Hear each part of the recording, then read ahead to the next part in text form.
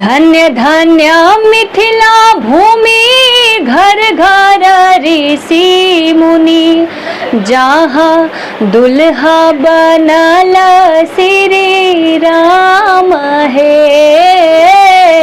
मिथिला की लोक संस्कृति पे मेरा जो भी है रिसर्च वो हो रहा है। अच्छा। तो मिथिला की जो भी लोकगीत गायन शैली है उस पे मेरा खासा मतलब कह सकते हैं कि उसको जानने की इच्छा, उसके लोकगीतों की खासकर पारंपरिक लोकगीत को जानने की बहुत इच्छा होती है और उसको मैं गाती भी हूँ। और मिथिला से बहुत मतलब क्या अभी बोले। जो आपकी गाने मैंने सुना है वो कहीं ना कहीं झकझोरने वाला गाना है और बहुत कुछ वो मिठास और बहुत कुछ सिखाता है वो गाना में, और स्पिरिचुअली है, आध्यात्मिकता से जुड़ी हुई है। थोड़ा सा वो जरा गा के हमारे दर्शकों को बताएं। बिल्कुल बिल्कुल, मैं सुना रही हूँ। मिथिला के सिया धिया जगत जननी भेली, धरती बनाल सुर धाम है। मिथिला के सिया धिया जगत जननी भेली, धरती बनाल सुर धाम है। धन्य धन्य मिथिला भूमि घर घर ऋषि मुनि, धन्य धन्य मिथिला भूमि घर घर ऋषि मुनि, जहाँ दुल्हा बनल श्री राम है। मिथिला के सिया धिया जगत जननी भेली, धरती बनाल सुर धाम है।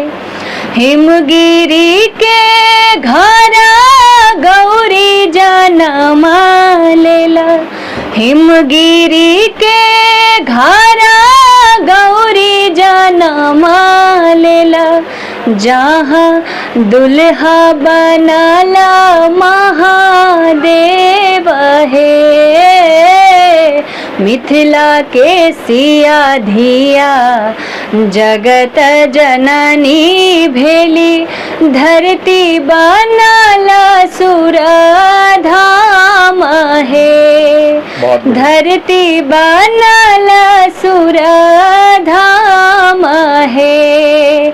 धरती बनाल सुर धाम है। बिल्कुल, बहुत बढ़िया।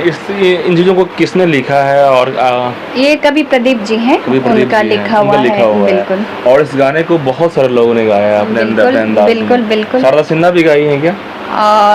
गाई होंगी लेकिन हमने नहीं सुना। एक्चुअली रमेश मल्लिक जी से हमने ये गाना सीखा, जो दरभंगा के हैं, ध्रुपद घराने के हैं। अच्छा। बहुत बड़े पखावज वादक हैं। तो हमें मतलब ये कह ले कि हमको उनसे सीखने का मौका मिला। मैं जब तेजपुर यूनिवर्सिटी में ईस्ट कल्चरल जोन की प्रतियोगिता थी तो मैं उसमें क्लासिकल परफॉर्म करने का मुझे मौका मिला था। तो वहाँ वो तबला पे मेरे साथ संगत करने गए थे। तो उस दौरान मैं जहाँ भी जाती हूँ कुछ सीखने की कोशिश करती हूँ, तो मैं उन्हीं से ये गीत सीखी थी। साधना जी म्यूजिक की टीचर हैं आप? हाँ, म्यूजिक की। बिल्कुल। अच्छा, शिक्षक शिक्षिका तो बहुत सारे होते हैं लेकिन म्यूजिक के बहुत कम देखने को मिलते हैं। तो म्यूजिक शिक्षा के नाते आप क्या कुछ अपने बच्चों को सिखा रही हैं, बता रही हैं? एक तो जो हमारे जो सिलेबस का निर्माण हुआ पड़ा है, तो सिलेबस के अनुसार उनकी पढ़ाई होती है। थ्योरेटिकल ज्ञान होता है, शास्त्रात्मक की पढ़ाई होती है। उसके अलावा प्रैक्टिकल थ्योरी के अलावा मेरी बस यही रहती है कि अब बच्चे अपने संस्कृति परंपरा को जाने, समझे और उसको लेकर चले, उसको खोने ना पाए। अभी के टाइम में बहुत सारे लोग एजुकेटेड हो जाते हैं, बहुत सारी चीज़ें प्रोफेशनल कोर्स के तहत आगे बढ़ रहे हैं, बहुत सारे कोर्सेज हैं, जॉब कर रहे हैं, पैकेज मिल रहा है, बट संस्कृति और जो कल्चरल है, जो हमारा ओरिजिन है, वो भूल जाते हैं। तो क्या एक म्यूज़िक टीचर के नाते या फिर हर एक कॉलेजेस यूनिवर्सिटीज़ में ये चीज़ की बढ़ावा देनी जरूरी है कि नहीं? बिल्कुल। अभी तो सरकार इतनी वैकेंसी लाई भी है और हर स्कूल में लगभग संगीत टीचर की बहाली हुई है। कॉलेजेस में भी आप जैसे कितने लोग आए हैं म्यूजिक टीचर? बहुत लोग हैं, लगभग कितना हर में है। मतलब लगभग हमको लगता है 10,000 के मतलब 10,000 पूरे बिहार में है। में भी, हाँ बिल्कुल। और इससे पहले भी तो नियोजित 10,000 यदि टीचर हैं म्यूजिक के तो कुछ बदलाव तो होगा, म्यूजिक से लोग रुझान बढ़ेगा। आपको देखने को भी मिल रहा होगा अभी बहुत सारे चैनलों में म्यूजिक को लेके अभी एक क्रांति जैसी हो रही है। और तो खास मैम सरकारी स्कूलों में सुविधा मिल रही है रियाज करने की, बच्चों को ट्रेन होने की, या वो ऐसा मतलब कि सुर ताल? देखिए सर,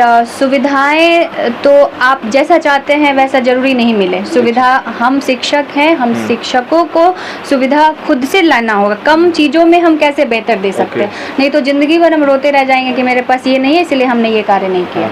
तो मैं मेरा अपने काम क्या मिल रहे हैं आप लोगों हर चीज़ है मेरे स्कूल में, हर चीज़, हारमोनियम, तबला, हर चीज़ आप आ सकते हैं घूमने पे। अच्छा, क्या बात है। तो मतलब बच्चे लोग काफ़ी ज़्यादा इंटरेस्टेड होते हैं सीखने के लिए। बिल्कुल, वो हमारे ऊपर डिपेंड, हम शिक्षकों पर डिपेंड करता है कि आप उन चीज़ों, अपनी गतिविधियों को कैसे रोचक तरीके से आप बच्चों को सिखाते हैं। साथ एक चीज़ और भी बहुत सारे सवाल आते हैं कि लोग कोर्स में बहुत सारे चूज़ करते हैं, बट म्यूज़िक को उनको लगता है कि मतलब कि मेरा जो है ना स्कोप वैसा नहीं हो पाएगा, कम लिमिटेड सीट हैं। ऐसा कुछ नहीं है। उनको क्या बताइएगा, उन बच्चों को क्या बताइएगा? अब ऐसा कुछ नहीं है। अभी हमारी जो NMP 2020 है, अगर आपने पढ़ा होगा, देखा होगा, तो उसमें ऐसा कोई भी सब्जेक्ट नहीं है जिसमें आप कैरियर ऐसा नहीं बना सकते। अब हर एक ऐसा सब्जेक्ट है, खासकर कला से, चाहे पेंटिंग हो, चाहे म्यूज़िक हो, म्यूज़िक में भी गायन से हो, वादन से हो, नृत्य से हो, आप किसी भी चीज़ में अपना कैरियर बना सकते हैं, बशर्ते कि उस चीज़ को आप सही से करें, उसकी पढ़ाई विधिवत करें। आप भी ज़रूर, आप खासकर हम खुद एक एग्जाम्पल है, हमने पढ़ाई की संगीत की और आज मैं एक टीचर हूँ। बिल्कुल मैम, आप मिथिला से, समस्तीपुर से हैं, भोजपुर में भी हैं, यानी कि 2 जगह के रिश्ते को आप आगे बढ़ा रही हैं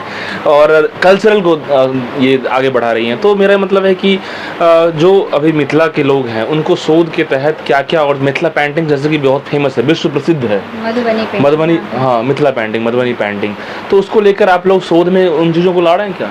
पेंटिंग एक अलग क्षेत्र होता है, लेकिन हाँ पेंटिंग तो हर चीज़ में ना, संगीत में भी कलात्मक, अगर संगीत विजुअल आर्ट्स के साथ अगर मर्ज हो जाए तो उसका एक अलग ही सुंदरता होता है। तो हम लोग की कोशिश रहती है क्रॉस कनेक्शन जैसा कुछ, संगीत का पेंटिंग से, संगीत का क्राफ्ट से, संगीत का नाटक से, संगीत का साइंस से कैसे रिलेट कर सकते हैं ना। शिक्षण मतलब कला को आर्ट एज अ पेडागोजी जिसको बोलते हैं, शिक्षण शास्त्र से हम आर्ट को कैसे जोड़ सकते हैं। तो अभी बहुत सारी तैयारियां चल रही हैं। म्यूजिक में थ्योरेटिकल भी है, अभी हमने कहा कि शास्त्र बिल्कुल है, जब शास्त्र है तभी तो प्रैक्टिकल। हम प्रैक्टिकली उसको गा रहे हैं, लेकिन कहाँ से गा रहे हैं, कहीं ना कहीं शास्त्र में है तभी तो उसको लेके गा रहे हैं। यदि लोग कहते हैं कि म्यूजिक अच्छी नॉलेज, तो अच्छी नॉलेज में क्लासेस होते होंगे थ्योरेटिकली, ये चैप्टर है, ये चैप्टर है, जो मतलब सारेगामा की बात आती है, क्या विधिवत उसकी भी पढ़ाई होती है। शास्त्र जब तक आप कहते हैं ना कि सुर का ज्ञान, जब तक आप संगीत एक ऐसा सब्जेक्ट है कि जिसको गुरुमुखी विधा कहा गया है,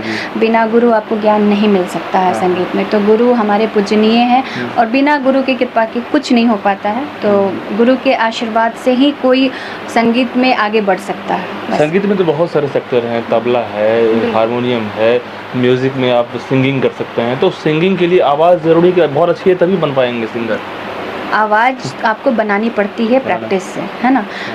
बहुत लोग कहते हैं कि गॉड गिफ्ट भी होता है, तो वो एक अलग चीज़ें हैं कि लता जी की आवाज़ गॉड गिफ्टेड। हाँ, तो कुछ ऐसी चीज़ गॉड गिफ्टेड है, लेकिन उसको बरकरार रखने के लिए आपको विधिवत और डेली रियाज की आवश्यकता होती है, तभी आप उसको मेंटेन कर पाएँ।